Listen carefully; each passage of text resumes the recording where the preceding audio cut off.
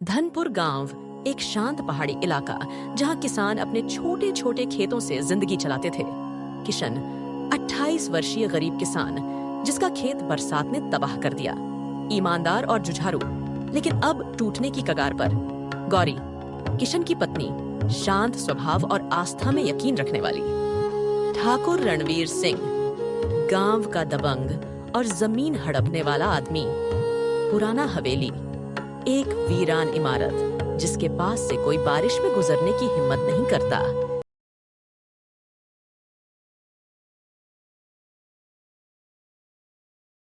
धनपुर गांव में इस साल बरसात कुछ ज्यादा ही आई थी।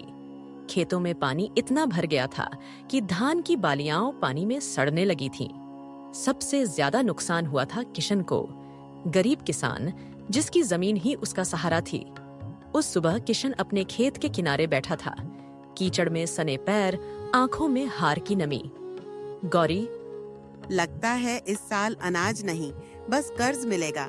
गौरी ने उसका सिर सहलाते हुए कहा। भगवान के घर देर है, अंधेर नहीं। मगर गांव में अफवाह फैलने लगी थी। पुरानी हवेली के पास जाने से बारिश रुक सकती है, लेकिन उसकी कीमत होती है। किशन ने इन बातों को बकवास समझा। पर अगले दिन ठाकुर रणवीर ने उसका खेत जब्त करने की धमकी दी। 7 दिन में कर्ज चुकाओ, वरना जमीन मेरी। किशन अब विकल्पहीन था। उसी रात किशन ने पहली बार पुरानी हवेली की ओर देखा।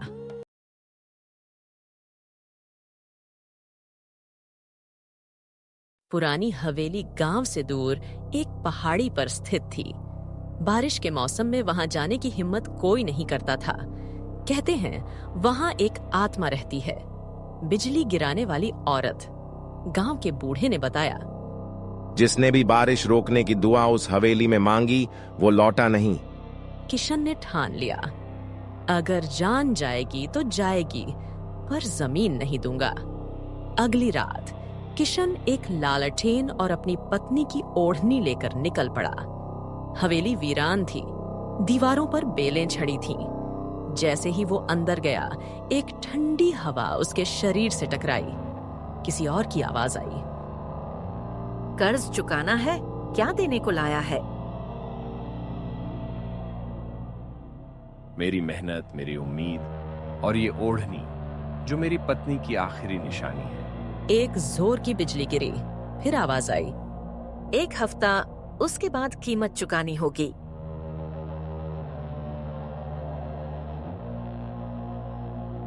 अगले दिन बारिश रुक गई। गांव वाले चकित रह गए। ऐसा कैसे हुआ? ठाकुर रणवीर भी हैरान था, मगर उसे किशन की आंखों में कुछ अजीब दिखा, एक डर और एक समझौते की छाया।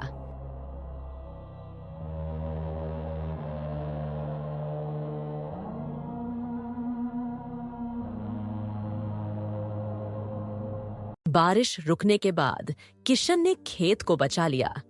अनाज काटा गया, बाजार में बेचा और कर्ज चुका दिया।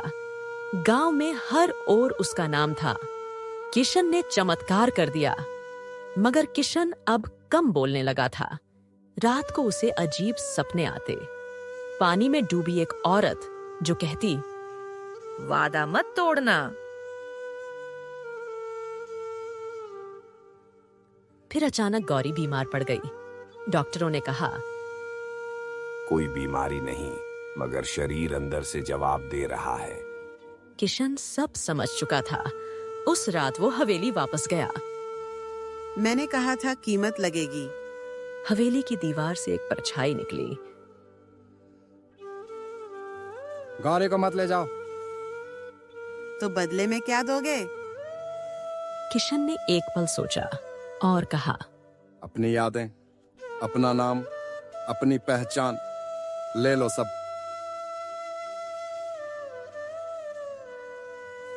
अगले दिन गौरी ठीक हो गई। मगर किशन अब गांव में किसी को पहचानता नहीं था। वो अपना नाम भूल गया था। ये आदमी कौन है? गौरी ने उसे गले लगाया, लेकिन उसकी आंखों में दर्द था। तुमने सब कुछ दे दिया, सिर्फ मेरे लिए। अब बारिश मेरे अंदर नहीं बरसती।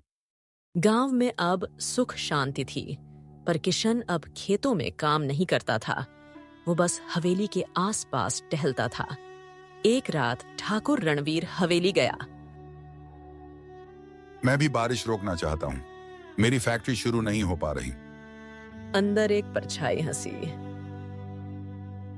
किशन ने मेहनत दी थी, तू क्या देगा? पैसा, बहुत सारा पैसा।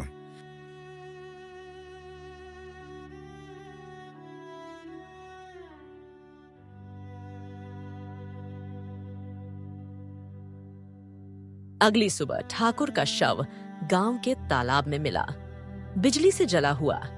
गांव वालों ने फिर हवेली को अभिशप्त मान लिया। गौरी और किशन अब गांव छोड़ने की तैयारी में थे, मगर जाते जाते किशन ने हवेली की दीवार पर कुछ उकेरा। जब तुम अपने स्वार्थ के लिए प्रकृति से समझौता करते हो, तब वो तुम्हें भूलने नहीं देती। और फिर एक दिन अचानक किशन गायब हो गया, बिल्कुल वैसे ही जैसे 5 साल पहले विक्रम, उसका बड़ा भाई, गया था। कहा जाता है, जो बारिश को बांध ले वो खुद बह जाता है।